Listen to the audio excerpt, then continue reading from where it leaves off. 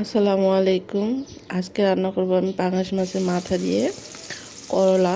তো কীভাবে রান্না করব, প্রথমে কড়াই বসিয়ে দেব, এরপর দিয়ে দেব তেল, তারপর দিয়ে দেবো পেঁয়াজ কুচি, এরপর দিয়ে দেবো কিছুটা কাঁচামরিচ।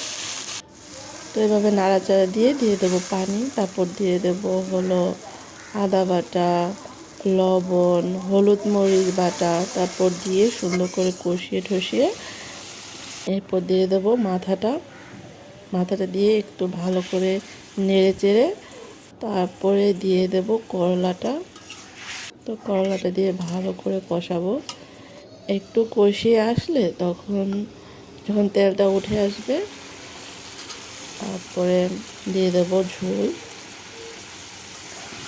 তো ঝোলটা দেওয়ার পরে যখন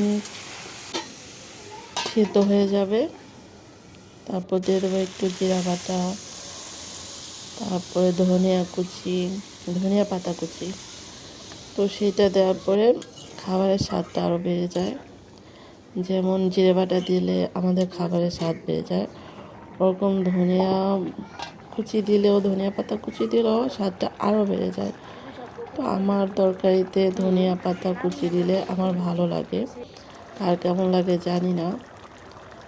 এভাবে রান্না করে নেব, দেখো কত সুন্দর।